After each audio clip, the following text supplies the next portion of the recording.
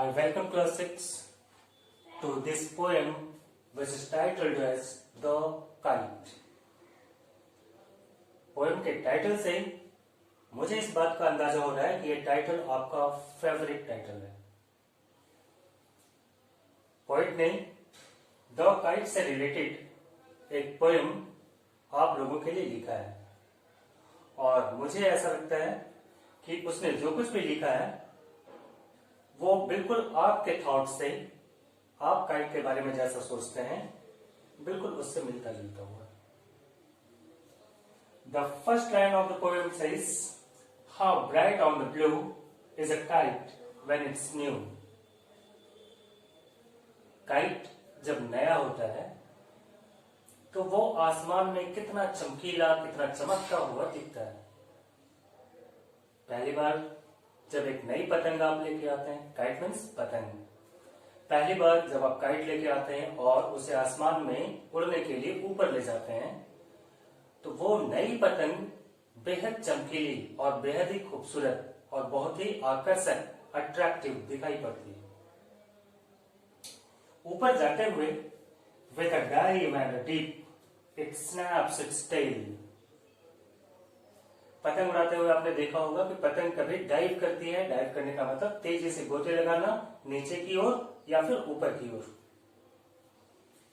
And snaps its tail, और अपने tell को फड़फड़ाती है। उसका जो पतंग का टेल होता है वो इस तरह से लहरों के जैसा लहराता हुआ, फड़फड़ाता हुआ दिखाई पड़ता है।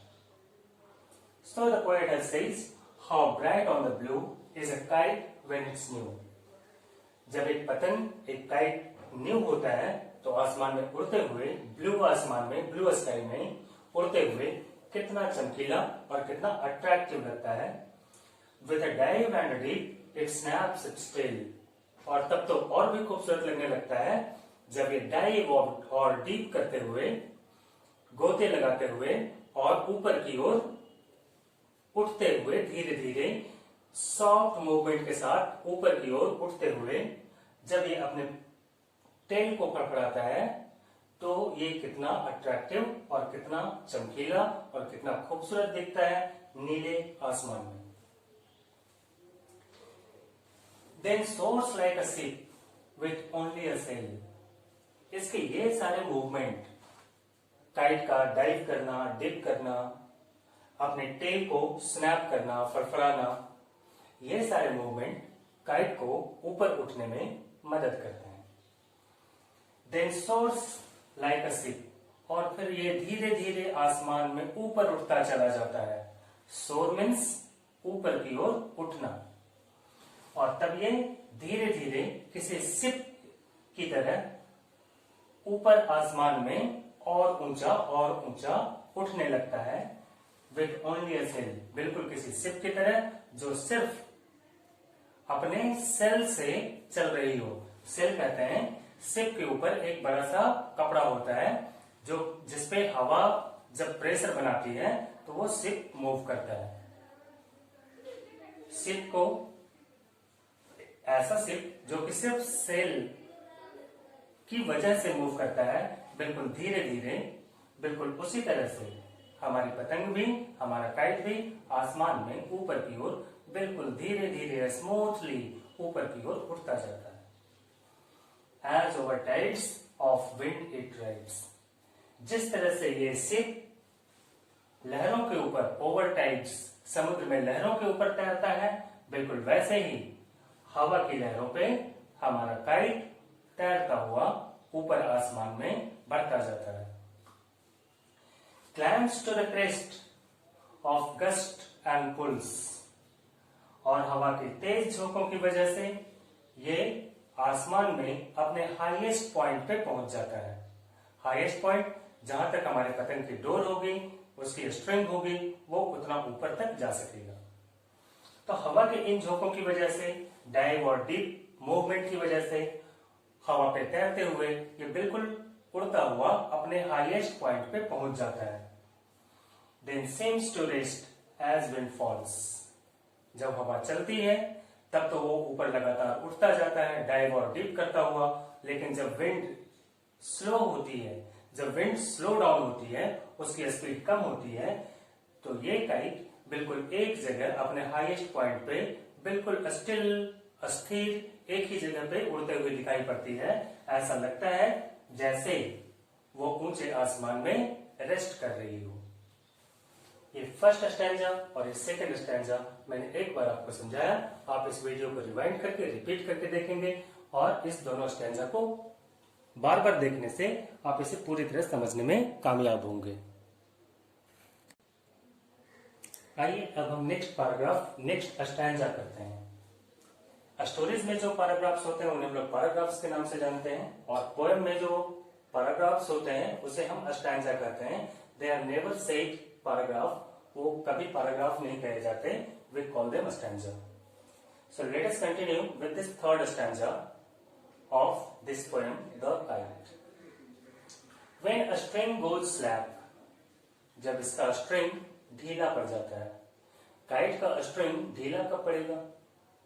जब हवा बिल्कुल बंद हो जाए और पतंग नीचे की ओर आने लगे तो स्ट्रिंग कैसा होगा? ढीला होने लगता है।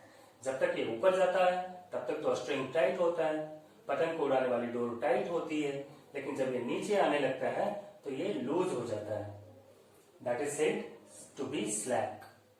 When a string goes slack, लेकिन जब पतंग की डोर ढीली होने लगती है, लूज होने लगती है, यू वाइंड इट बैक। इस वर्ड को मैंने अंडरलाइन किया है, ये विंड नहीं है, ये वाइंड है।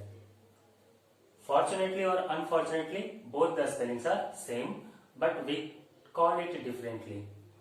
WIND विंड मीन्स हवा, and WIND wind, wind means लपेटना।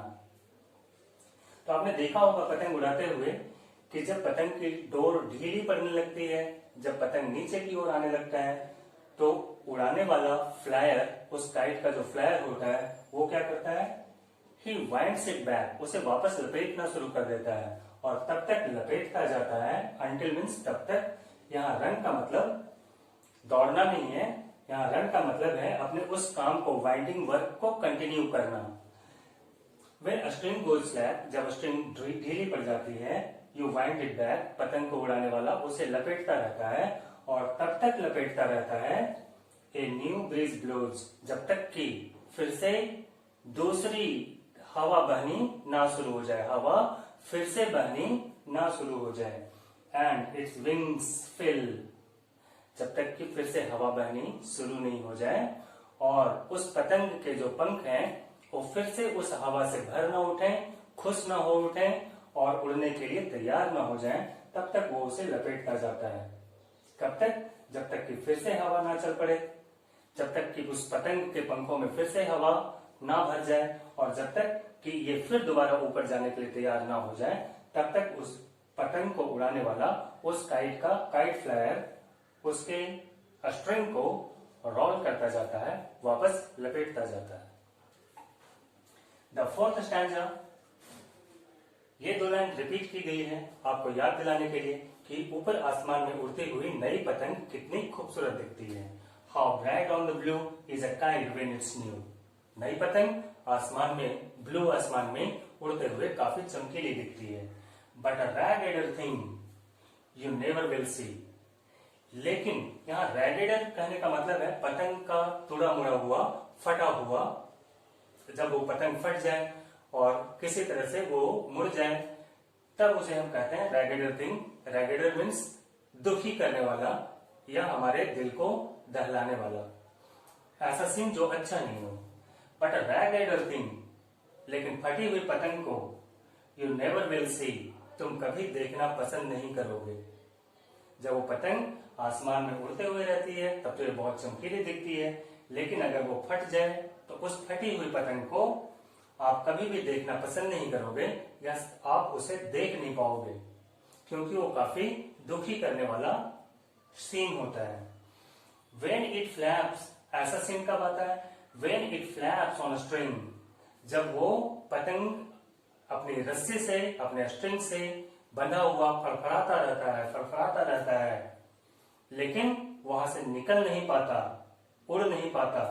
कहा? In the top of a tree. जब उड़ती हुई पतंग किसी पेड़ में अटक जाती है फंस जाती है तो फिर वो वहीं अपने पंखों को फड़फड़ाते जाती है, फटते जाती है और वो फिर से दोबारा उड़कर आसमान में नहीं पहुंच पाती है। उस समय ये सीन दुखी करने वाला होता है और आप इसे कभी नहीं देखना चाहोगे और या फिर आप इसे देख नहीं पाओगे, क्योंकि आपको खुशी तो तब मिलती है जब ये नई पतंग आसमान में उड़ते हुए और चमकती हुई दिखाई देती है। उस फटी हुई पतंग को, आपके प्यारे, आपके पसंदीदा पतंग को जब आप फटते हुए देखते हैं पेड़ों में अटक के, तो आप उस सीन को देख नहीं पाते, आप काफी दुखी होते हैं। इसीलिए पोएट ने ये 2 लाइनें लिखी। इस वीडियो को रिपीट करके फिर से देखेंगे। मैं ये उम्मीद करता हूँ कि आपने पोएम को अच्छे से समझा। इस पोएम को रिपीट करेंगे, अपने कॉपी में नोट डाउन करेंगे और नोट डाउन करने के बाद फिर से आप उसे खुद को या किसी दूसरे दोस्त को समझाने की कोशिश करेंगे, जिसमें कि आपकी कॉन्सेप्ट क्लियर हो, आपका अंडरस्टैंडिंग क्लियर हो और आप इस पोएम को और अच्छे तरीके से सीख पाए।